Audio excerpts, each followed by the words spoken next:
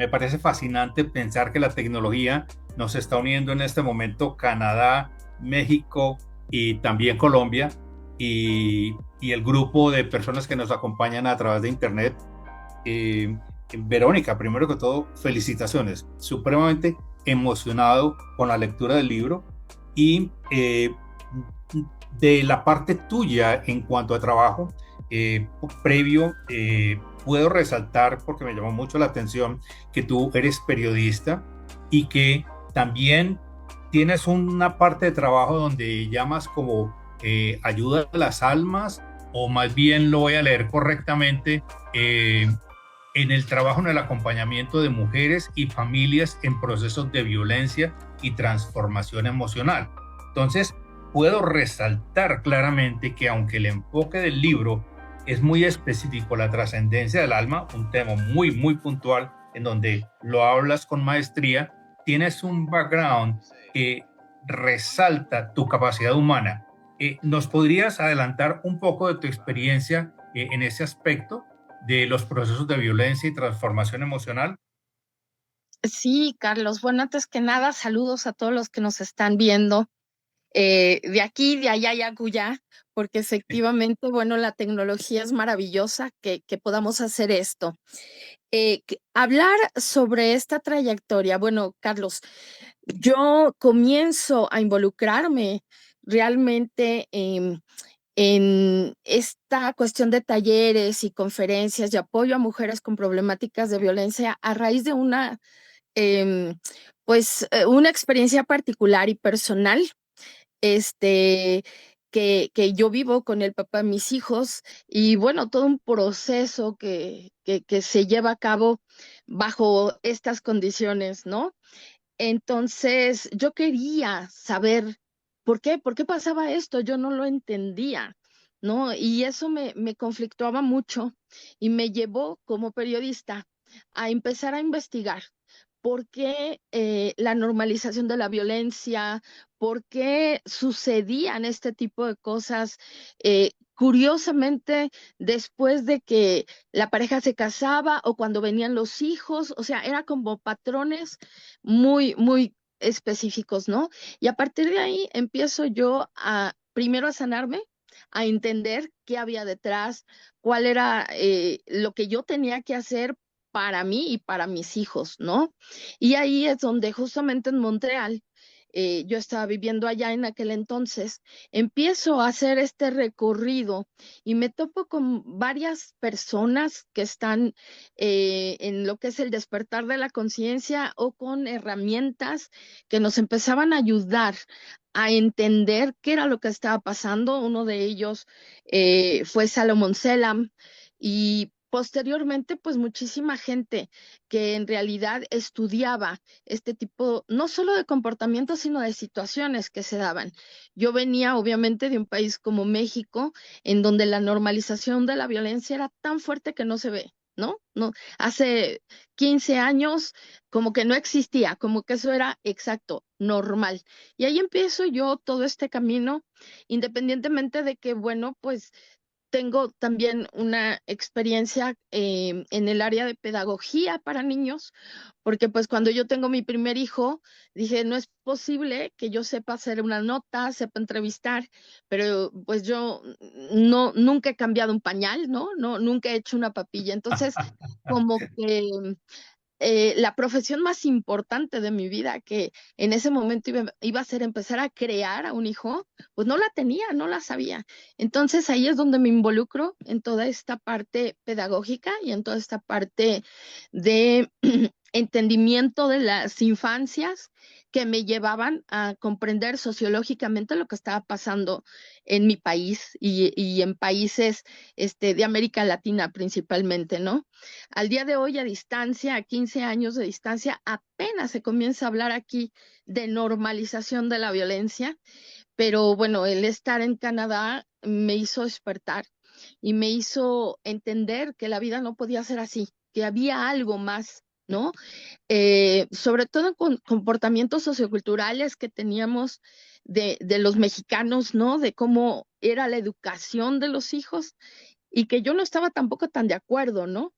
Y bueno, ahí es donde me empiezo a meter y empiezo a encontrar herramientas justamente para sanar, justamente para trascender situaciones de violencia fuertes.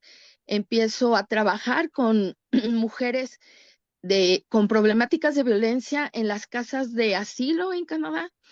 Y entonces era como el filtro, ¿no? O sea, las mujeres canadienses me decían, yo no entiendo mucho qué está pasando en la parte hispana, pero tú eres mexicana y tú has vivido esta situación y necesitamos que nos lo expliques. Ahí es donde empiezo a dar conferencias, ahí es donde empiezo a dar talleres a las mujeres que estaban ahí, porque las deportaban muy rápido a veces.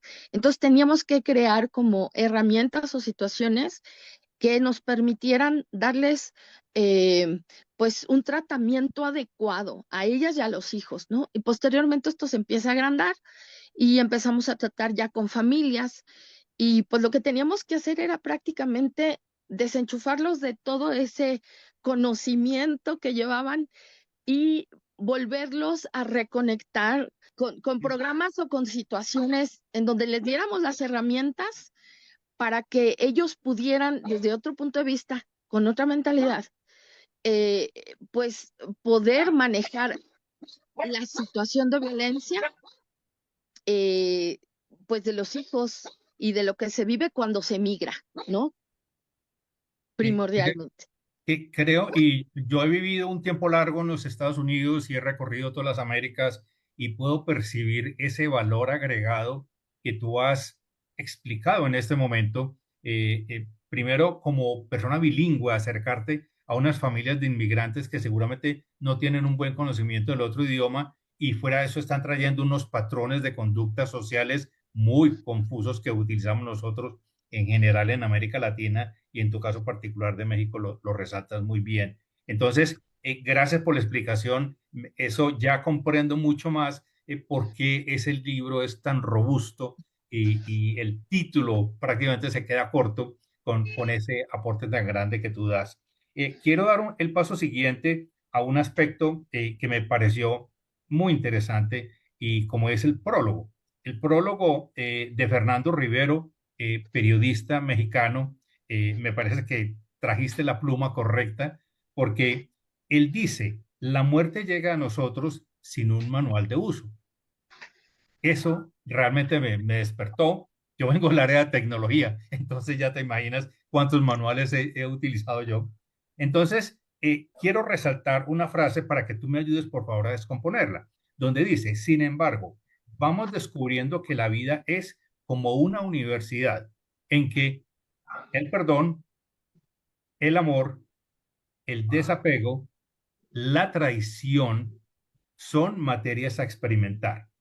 Hago yo la siguiente pregunta. ¿Se quedaría corto este prólogo al mencionar solamente estas comillas materias de esta universidad de la vida? ¿Quisieras agregar otras materias o quisieras resaltar algo sobre ellas? Pues más bien, yo creo, coincido mucho con Fernando Rivero. Sin embargo, yo creo que a esta vida venimos a experimentar las emociones, todas cuantas estén, eso se le llama vivir, ¿no? Y creo que engloba perfectamente no solamente esas, sino todo aquello que nos genere una emoción, ¿no? A eso venimos. Y creo que esa es la vida misma, ¿no? La experimentación de la felicidad, de la sorpresa, de la emoción, incluso el dolor a veces. Aprendemos a veces, lamentablemente, mucho del dolor y creo que es algo que debemos desaprender. Los seres humanos durante todo este tiempo nos hemos llevado al aprendizaje del dolor y yo creo que hay otro tipo de aprendizaje que podemos llevar a cabo, ¿no? Y que se genera con la vida misma, ¿no? Muy interesante, qué bueno como lo empatas. Eh, en una parte más adelante dentro del libro me compenetró mucho el concepto de la obra de teatro. Debe ser porque me gusta el teatro, me gustan los musicales, me gusta la ópera, y realmente esa comparación del teatro con la vida, tengo varios bullets, varios punticos acá que quiero que me ayudes a explorar. Entonces, primero dice, Trascender este plano con la mayor cantidad de experiencias vividas, muy relacionado con lo que acabas de mencionar sobre las emociones, hablaste de las emociones, y experimentadas a plenitud. Una obra de teatro en donde elegimos los maestros de vida. ¿Y quieres ampliar un poco más el concepto que es elegir quiénes son nuestros maestros de vida? Sí, Carlos, mira, yo ahí manejo una cierta filosofía con mis pacientes, por ejemplo, ¿no? Yo les explico que para entender un poco más la vida y para dejar de cuestionarnos y meternos en este hoyo negro del dolor y el sufrimiento y por qué a mí me pasa esto, tenemos que entender que la vida es eso, como una obra de teatro en donde nosotros en una quinta dimensión, en un nivel de conciencia muy elevado, hemos elegido esta vida para aprender, para evolucionar. Y es como cuando vas a la universidad y eliges a tus maestros y eliges tus materias y tú dices, ¿no? Yo quiero aprender esto, necesito aprender esto para ser un muy buen profesionista. Bueno, pues para que esta alma evolucione, necesitamos escoger a nuestros maestros, ¿no? Y es ahí donde elegimos a nuestros padres, a nuestros hermanos, a nuestras parejas, incluso a aquellas personas que van a incidir con nosotros de forma a veces no muy agradable, pero que están dentro de esta obra de teatro, ¿no? Es como el protagonista, el antagonista, o sea, no hay obras de teatro en donde no existe esta dualidad, ¿no? Siempre hay los buenos, los malos, los incidentales, todo esto. Entonces, esa es nuestra vida, la hemos elegido y una vez que llegamos a este plano, lo que hacemos es experimentarlo, ¿no? Experimentar la vida, experimentar la felicidad, experimentar todo lo que quisimos elegir para ello. Y uno diría, ay no, pero ¿cómo voy a elegir yo el dolor? ¿Cómo voy a elegir el sufrimiento? ¿Cómo voy a elegir que me traicionen? ¿O cómo voy a elegir que alguien me vea feo, ¿no? Bueno, pues lo elegimos porque necesitamos experimentarlo para evolucionarlo y trascenderlo. Ahora, insisto, esta es mi filosofía de vida, que no significa que sea la verdad, ¿no? Yo creo que hay realidades y hay diferentes tipos de evolución y dentro de este tipo de evolución, si tú quieres creer en ello, maravilloso, ¿no? Y si no quieres creerlo, tampoco pasa nada. Yo nada más lo que les digo es ábranse a la posibilidad de creer que así sea.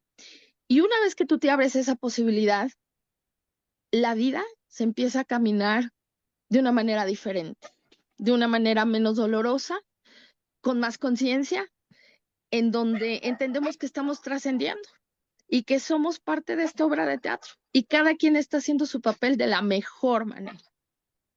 Uy, interesantísimo. Ya me dejaste en la duda de que cuál es el papel en la obra que yo estoy haciendo o cuántos roles al mismo tiempo.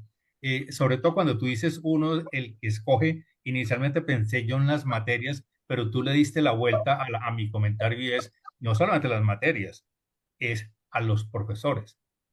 Y realmente ahí es donde uno necesita la orientación, como tú lo has hecho con tus pacientes o tus clientes, donde dices, mire, tú estás viviendo una situación de angustia, estás viviendo una situación de traición, me llamó la atención esa palabra traición, vamos a manejar. Me pareció muy, muy interesante. Continuamos con la obra de teatro, porque estoy Ajá. completamente alineado con ella.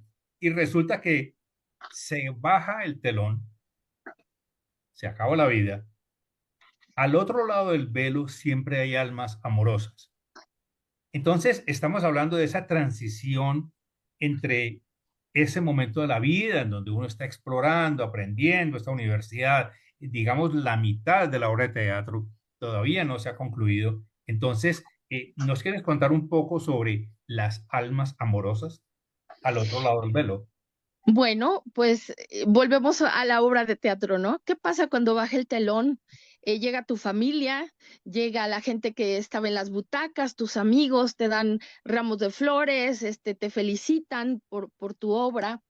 Y puede que tú quedas todavía en este shock, ¿no? Catártico de todas esas emociones, pero siempre hay alguien que te acompaña, siempre hay alguien que te da un apapacho, siempre hay alguien que llega a ese encuentro y que comparte contigo esa felicidad de haber logrado esa trascendencia, ¿no? Y ahí yo creo que cuando todos trascendemos, todos, que además siento que tenemos guías del otro lado que siempre están ahí con nosotros, hombro con hombro, apoyándonos, aunque no los veamos, a veces los sentimos. Y llegan estas almas que seguramente fueron parte de nuestro árbol genealógico en su momento, los abuelos, lo- los, eh, los tíos que fallecieron o incluso los amigos que se nos adelantaron en el camino, que esa frase de adelantarse yo trato de no decirla mucho porque creo que la muerte también tiene esta cuestión específica y perfecta, ¿no? Así como cuando nacemos, que tienes una fecha exacta que no te puedes pasar de las 40 semanas porque algo sucede. O sea, el nacimiento y la muerte son dos puntos específicos que elegimos de alguna manera y que además nos llevan a, pues, esto de ya te graduaste, ¿no? Entonces siempre aparecen estas almas amorosas que te dicen, ven, te voy a explicar ahora cómo está de este lado, ¿no? Ya pasaste la preparatoria, bueno, pues ahora vamos a la universidad, ahora te voy a explicar qué viene más adelante, ¿no? Y eso es lo que tiene que ver con la trascendencia cuando nosotros dejamos esta botarga, ¿no? Y solo queda la esencia como tal. Hermoso como lo describes. ¿Tú has tenido experiencias con clientes, pacientes, lo que se llaman, o llaman en español los SM, experiencias cercanas a la muerte? Porque me parece que nos estamos acercando a ese punto. Sí, bueno, el libro de hecho está repleto de este tipo de experiencias, pero más que con pacientes, lo que yo he tenido ha sido experiencias con amigos, amigos cercanos. Yo digo que el teléfono es de allá para acá, ¿no? En donde ellos se contactan conmigo y me han dicho, Vero, necesito que le digas esto a fulanito de tal. La primera vez que eso me sucedió, yo decía, no, no, yo no puedo decir eso porque me van a decir que estoy loca, porque, ¿cómo, no? Pero cuando tenemos estas frecuencias a flor de piel y a veces las queremos cerrar porque nos da miedo, porque no lo entendemos, porque decimos, no, estoy loca, algo está pasando.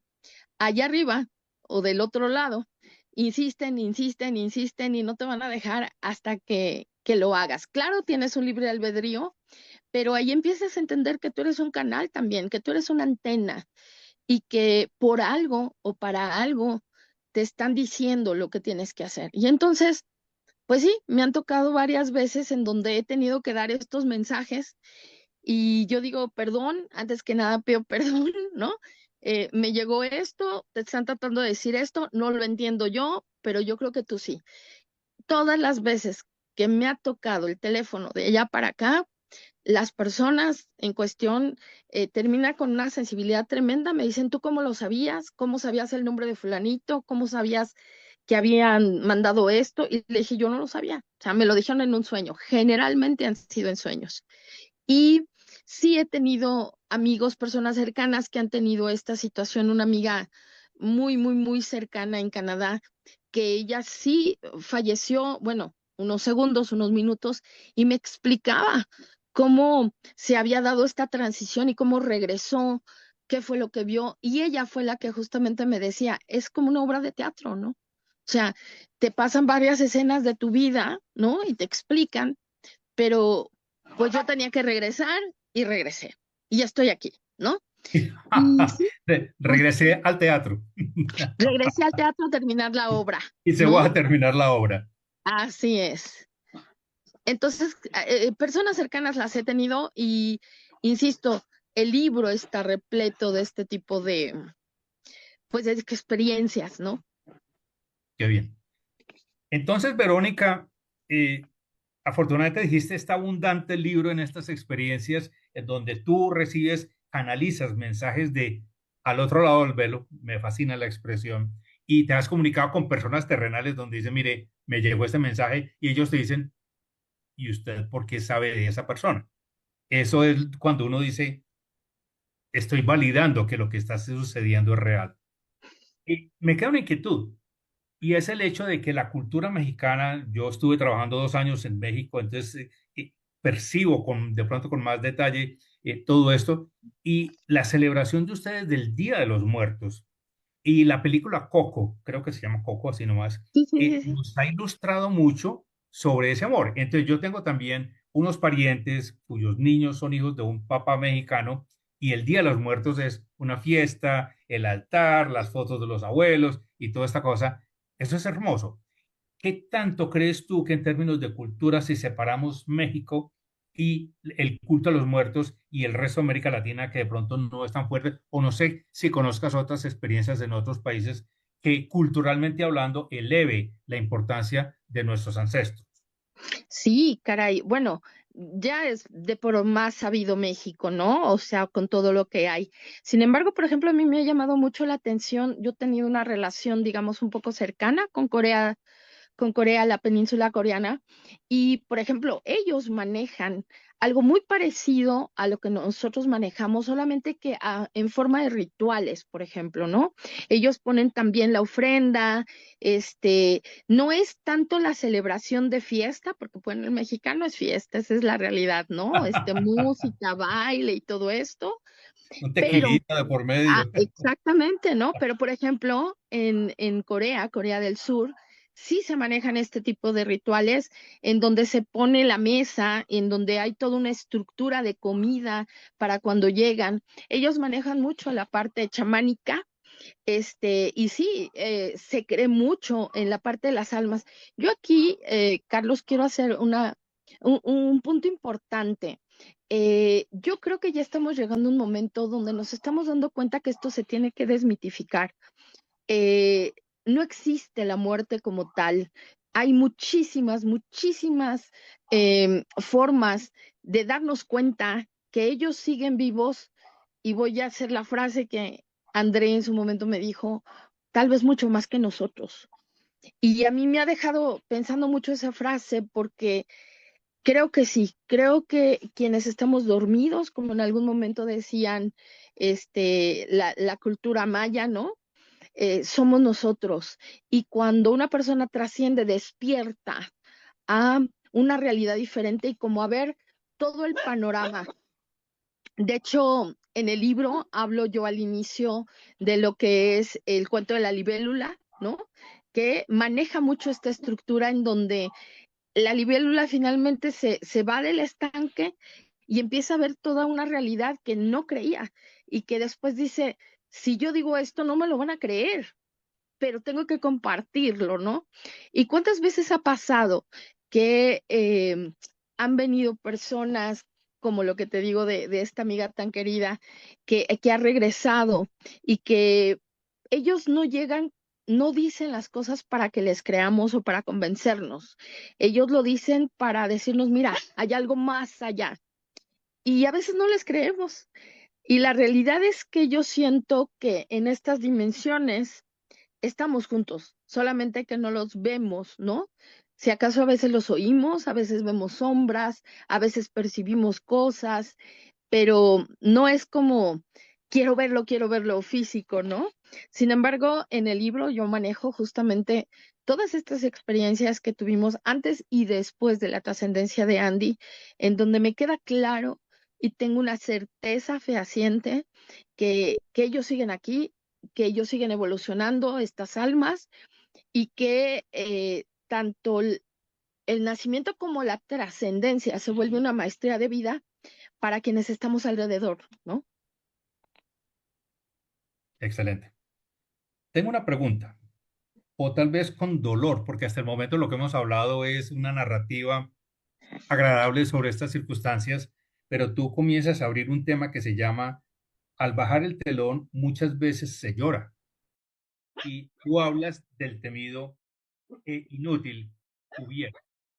Y esto me recuerda, muy recién empeñado a mi vida profesional, cuando escuché una conferencia que solamente recuerdo el título, pero el título basta. Y nos reunieron a todos los miembros de una empresa, éramos 150 personas en un estacionamiento y sale un conferencista magnífico que nos electriza. Y el título solamente dice todo. En vida, hermano, en vida. Queriendo decir, si tú tienes algo para expresar, no esperes a que a que pasar el velo o a que baje el telón. ¿Nos quieres ampliar ese detalle del hubiera que tú lo resaltas con mucha amplitud en el libro? Bueno, em, hay cosas que yo viví con André por la particularidad de él, en donde él era un chico que todo era hoy, ¿sí? O sea, oye, tengo ganas de un helado con chocolate. Ah, vamos mañana. No, hoy. No, bueno, mañana, hoy. Entonces, yo aprendí mucho de él, a que tenemos que vivir ese presente y a que tenemos que vivir el hoy porque no sabemos si mañana podamos hacerlo, ¿sí? Y su trascendencia me enseñó eso. Un día cualquiera, un 30 de agosto de un año cualquiera, él se va a la universidad, se despide de mí como cualquier otro día y no lo vuelvo a ver con vida. Ah, Eh, yo creo que este tipo de cosas nos llevan a entender que la vida es hoy, que es este momento, que no debemos dejar pasar la oportunidad de hacer lo que necesitamos, hacer lo que queremos hacer, porque no sabemos qué puede suceder mañana, ¿no? Y sí, muchas de las cuestiones, he tenido pláticas con padres que han perdido a sus hijos, es que si yo le hubiera dicho, si yo hubiera hablado, si yo hubiera hecho, a veces están en nuestras manos, ¿eh? Y ese hubiera se vuelve una cosa muy dolorosa, muy dolorosa. lo describes Entonces, perfecto, es un momento de dolor angustioso. totalmente, porque estaba en tus manos y no lo hiciste y lo dejaste pasar, ¿no? Y eso es algo que yo insisto continuamente en el libro.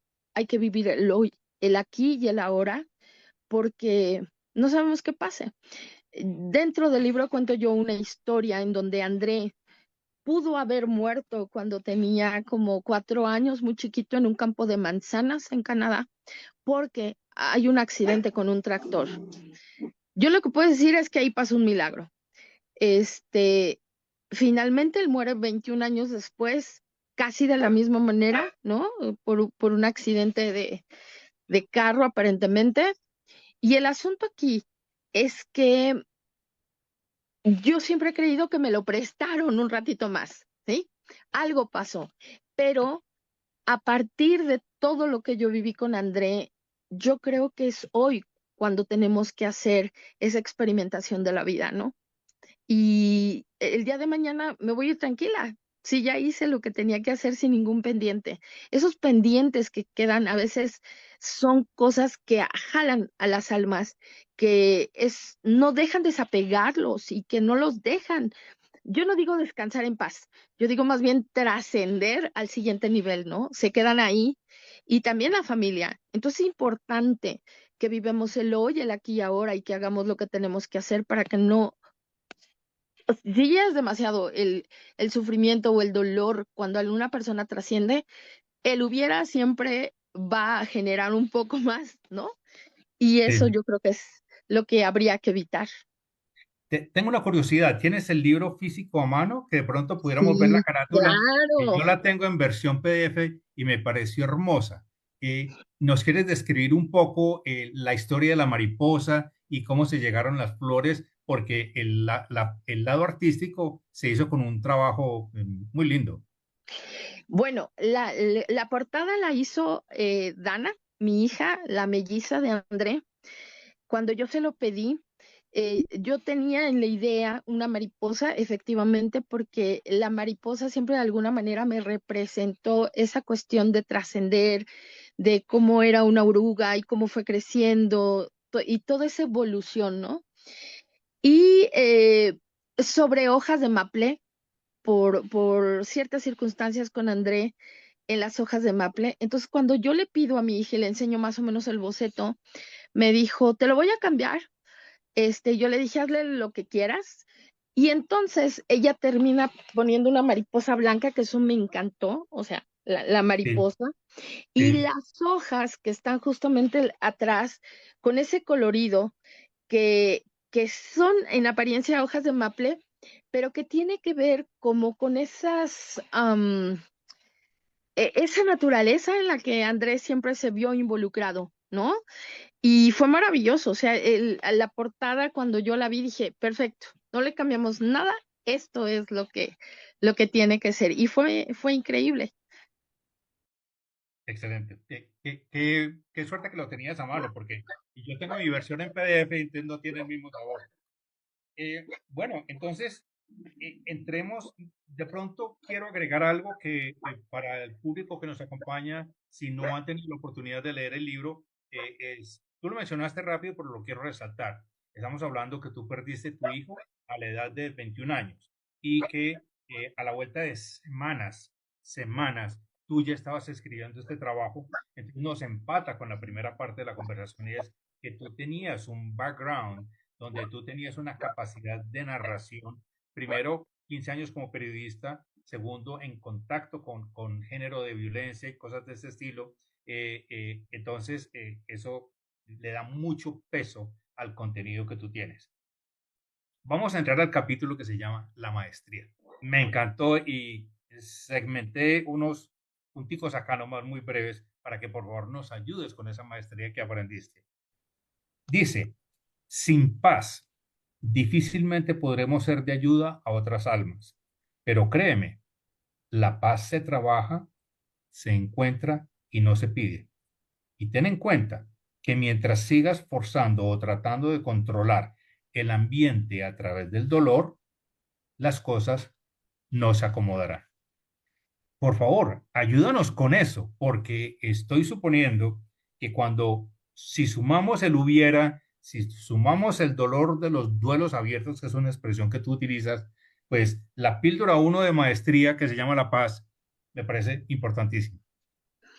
Wow, sí, justamente, Carlos, y mira, qué bueno que haces este acento aquí, porque efectivamente, o sea, a ver, la situación es muy dolorosa. O sea, de verdad, perder un hijo es de los dolores más fuertes que puede haber, porque pierdes muchos referentes, ¿sabes? Biológicamente se dice, ¿no? Que un padre perder a un hijo no es ni siquiera, o sea, va contra natura. Mm. Ahora, ¿cómo puedes sobrellevar o cómo puedes trascender el duelo, el dolor y todas estas circunstancias? Efectivamente, necesitas tener paz y uno dice, pero ¿y cómo? ¿No? O sea, mucha gente, alguien fallece y dice, Dios, dame paz. Dios no te va a dar la paz. O sea, lamentablemente es una mala noticia, porque efectivamente la paz se trabaja, ¿no? Tenemos que empezar a trabajarla con nosotros mismos cuando empezamos a entender primero la parte de entender que las cosas son así.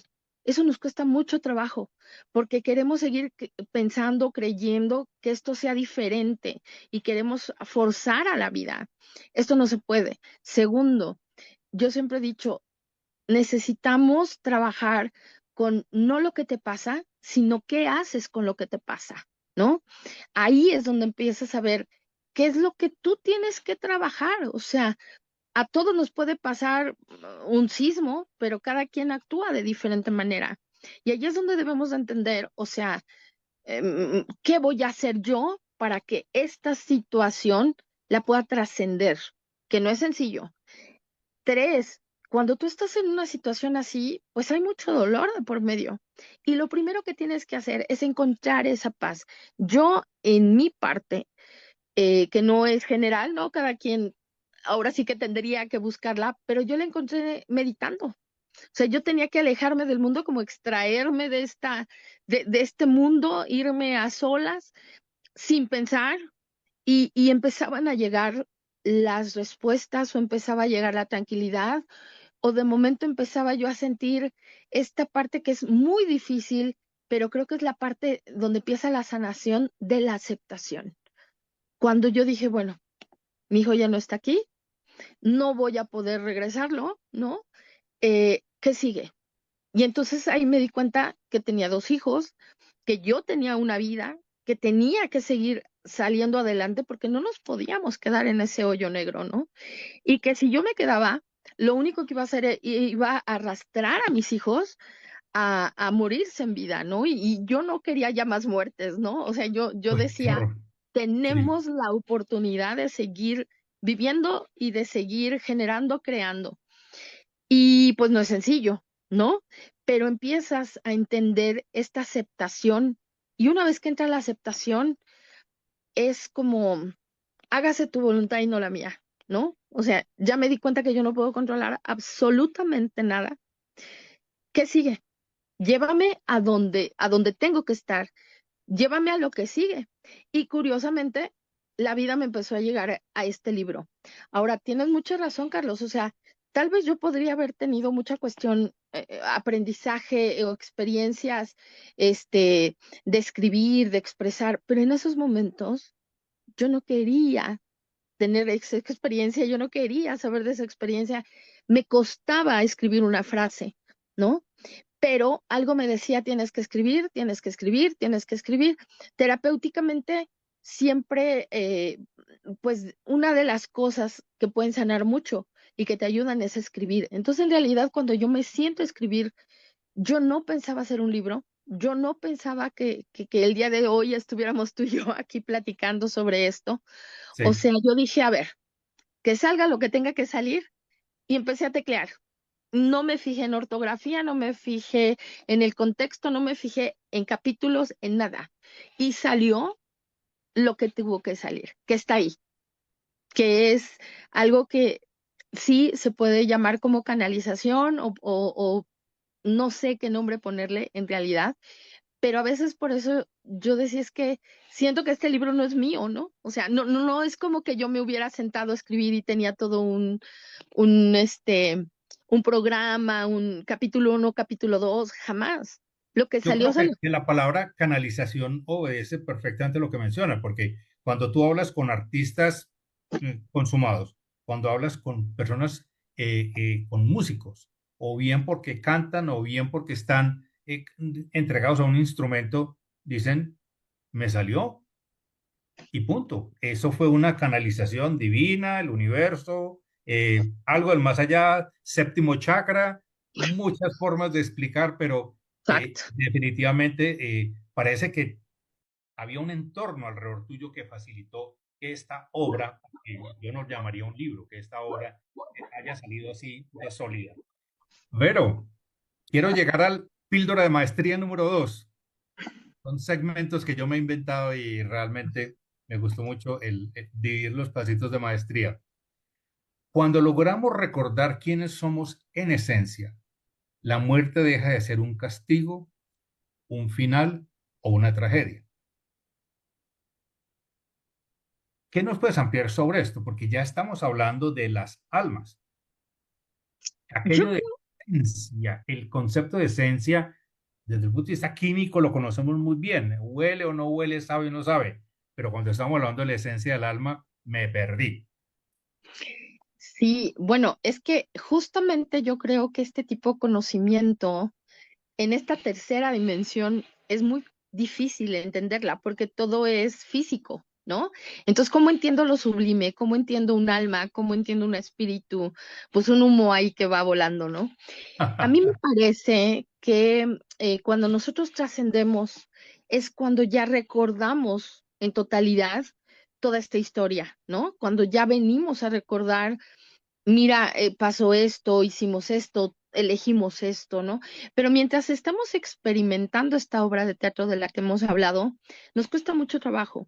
Y decir, ya recordé quién soy, de dónde vengo, a dónde voy, híjole, creo que son de las preguntas más complejas que tenemos, pero son de las primeras preguntas que tenemos que trabajar y que vamos o deberíamos de ir buscando en el camino porque si no estamos perdidos, ¿no? El problema es que a veces ni siquiera nos preguntamos eso. O sea, la inercia es tan grande que vamos ahí, caminando, caminando, caminando, sin saber exactamente de dónde venimos, quiénes somos verdaderamente y hacia dónde vamos.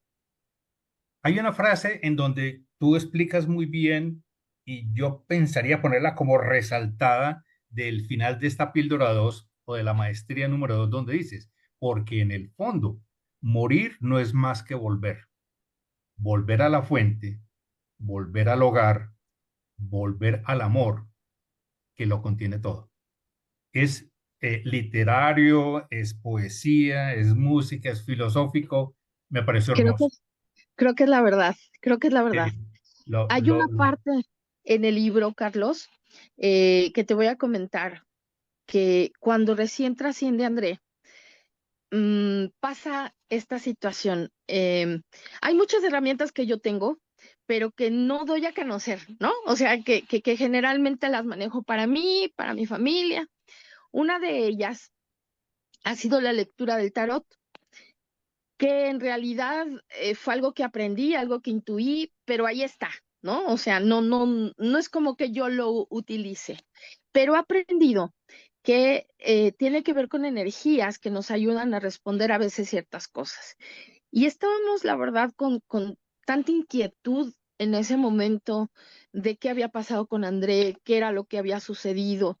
Y entonces les dije, miren, voy a hacer una lectura, solo una lectura y lo que salga. No sé, o sea, no sé qué vaya a salir de eso. Me daba en cierta forma como hasta miedito, porque yo decía, no quiero ver cosas o sentir cosas no agradables, ¿no? Porque pues uno nunca sabe. Y entonces despliego una lectura de tarot y lo que yo te puedo decir, esta experiencia no la he dicho y creo que viene en el libro, hoy no lo recuerdo, pero te lo voy a desmenuzar. Hago la lectura del tarot y de momento yo siento como si estuviera en un lente de cámara muy grande así, a lo lejos, y siento, André, que me dice, mamá, yo los estoy viendo. Nosotros estábamos en la mesa de, de la, de la casa, estaban mis hijos, estaba yo, y era como si yo fuera él, como si yo los estuviera viendo y decía, los estoy viendo, me duele el ver los que ustedes están sufriendo, pero tú no sabes lo maravilloso que es acá. Yo no me regreso. La vida está, la vida Y humana tú es le muy decías, yo le bonita. mando el tiquete. Casi, casi, pero sabes, es una sensación que en mi vida, Carlos, nunca más le he vuelto a tener más que en ese momento. Nunca, o sea, jamás. Y era una sensación, era como si yo sintiera, André, lo que me estaba tratando de decir. Y como que él ya había reconocido todo ese nuevo ambiente para él y me lo hizo sentir, vivir, percibir. Bueno, fue una sensación muy extraña. ¿A qué quiero llegar con esto? En el libro hablo de una situación que se da justo cuando velamos a André, que una persona que era vidente me manda una canción y me dice, señora, pues no la conozco, pero canalicé esta canción, se la manda André. Y bueno, es una canción que es la canción de Ainda, que tiene que ver, se llama Rompecabezas, que es una canción sotototota, porque era como si André me estuviera hablando. Me decía, como me decía André, ¿no?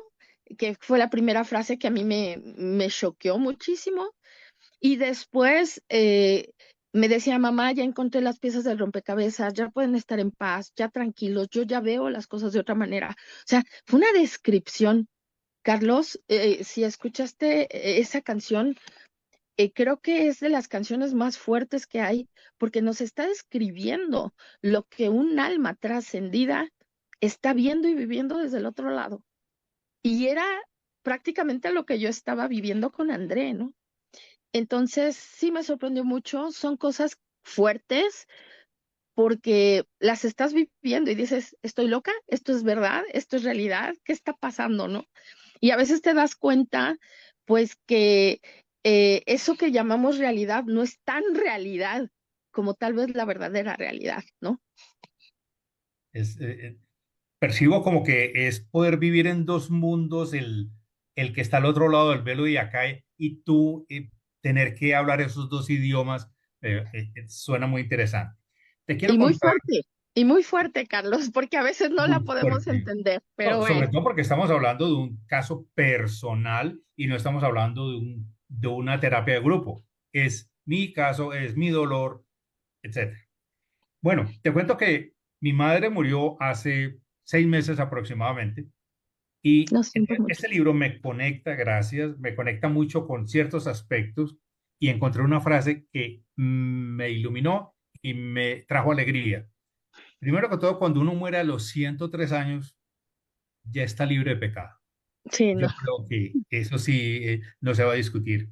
Entonces, siguiendo esa similitud, yo digo, pues creo que mi mamá tiene más de 103 milagritos o contactos. Era una persona muy generosa, bueno, tengo la suerte que Ignacio y toda su familia han sido muy cercanos a nosotros y de hecho nos llamamos hermanos.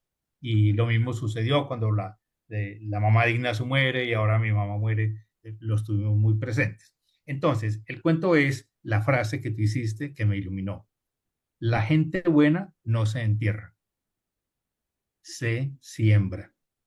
Cuéntanos un poco de eso para alegrarme más y de pronto a nuestros queridos escuchas que pueden estar en situación parecida, o bien porque son jóvenes, o bien porque son mayores, pero alguna persona que les haya causado esta emoción. Híjole, qué bueno que tocaste esa frase, porque es, yo digo que icónica en toda esta situación. A Andy le encantaba la música, entonces, a partir de que trasciende, la verdad es que muchas de sus respuestas me las ha dado a través de la música, de una forma muy orgánica, de una forma que yo digo, no, esto es real. Y un día que yo estaba haciendo un álbum de fotos, yo le pregunté, así como estamos hablando tú y yo, Andy, ¿qué música quieres que ponga en este álbum? Porque tienes mucha música. Entonces, tú dime cuál y la voy a poner. No la voy a cuestionar, no, la voy a poner. En ese momento yo abro el celular, entro a YouTube y la primera canción que estaba arriba era una canción de Pedro Capó que se llama La Fiesta. Y yo dije, ay, qué raro que me salió esto, pero dije, me llamó la atención. Por supuesto que dije, no la voy a meter porque pues no estoy hablando de la fiesta, ¿no? O sea, no estoy hablando de algo así. Pero a ver, entonces cuando yo despliego la canción, me llevo de verdad una gran sorpresa cuando yo veo, escucho esta canción de Pedro Capó, que es un puertorriqueño. No lo conocía tampoco, no sé por qué me salió. Bueno, ya sabemos, ¿no? O intuimos de dónde venía. Pero cuando yo escuché toda la canción dije, esto es lo que André quería decir. Y una vez que subo la canción a Facebook, me escribe uno de sus amigos y me dice, señora, acaba de meter una canción y esa canción yo estoy segura que André la hubiera puesto, porque es lo que él hablaba de la muerte, de la trascendencia. Y le dije, pues sí, estoy segura que él fue.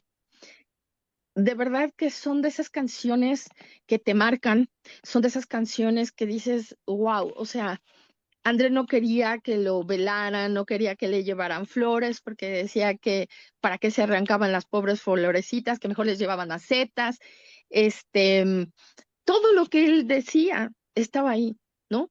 Meditó, hizo, el humor de la canción era André.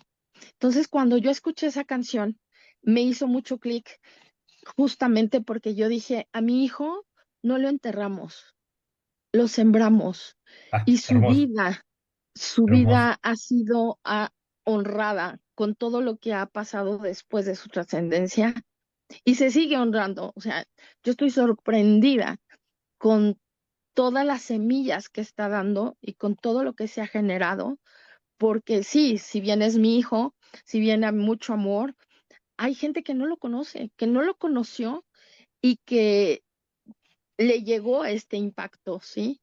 Entonces, yo a veces cuestiono y digo, ¿quién eras, André? O sea, de verdad, ¿qué alma vino a impactar tantas vidas con su muerte? No solo con su vida. Una buena siembra y creo que le has echado mucho abono y percibo que este libro tiene un efecto multiplicador fascinante, sobre todo en este mundo digital. Y aprovechando que lo tienes ahí, abusamos un poquito de la editorial. Si nos puedes escoger tres páginas que tú digas, esta gráfica, este dibujo, esta canción, quiero Ah, transmitirla con énfasis. híjole, pues es que todo el libro no, pero mira, por ejemplo, te voy a decir algo que me pasó. Esta foto de André Hermosa, riéndose, hermosa, hermosa. fue la última plática que yo tuve con André el día que él trascendió. Yo no entiendo por qué, ese día yo no había dormido, estaba trabajando, pero yo Pero vi es esa una, foto. perdóname, es una imagen inocente. Cuando yo vi esa foto, digo que qué hermosura, qué transparencia, qué luz. Qué luz. Fíjate que esa foto estaba él viendo a su hermano graduarse de la Ajá. carrera de psicología y estaba con una felicidad de verlo, que él estaba en el podio y estaba tan feliz que cuando yo vi esa foto, porque es una foto que además está recortada porque están varias personas y todo esto, pero yo saqué esa foto y desde que la vi dije, no, es que esta foto tiene algo. Sale mi hijo del baño porque ya se iba a la universidad, se despide de mí, le dije, ven, ven, ven, antes de que te vayas, quiero que veas esta foto, porque con esta foto te voy a recordar toda la vida. No puedo creer. ¿Por qué dije Eso esto? sí me parece, porque es un momento muy temprano en la vida. Es que estamos hablando que le podrían faltar 80 años todavía. En ese momento, él me dio un beso, salió de la casa y nunca más lo volví a ver con vida. Pero, qué maestría que manejas tú.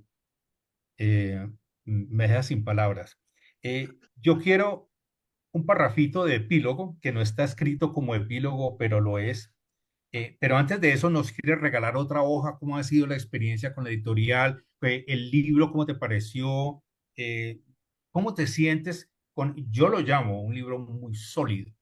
¿Y cómo crees tú que, qué cambios quisieras hacerle al libro? No, nada. No, ya me habían hecho en otra entrevista esa pregunta y nuevamente te lo digo, Carlos, o sea, yo no puedo cambiarle una coma, una palabra, una frase, porque creo que así se me dictó para algo. Y voy a regresarme un poquito a esta situación de qué es este libro. Si es verdad que es mi vivencia, si es verdad que es mi hijo, pero a mí me parece que este libro se hizo para la humanidad, para trascender, entender, comprender y tener ciertas herramientas para esta parte tan dolorosa de cuando se pierde a alguien que no sabemos qué hacer. O sea, que estamos perdidos en la nada, ¿no?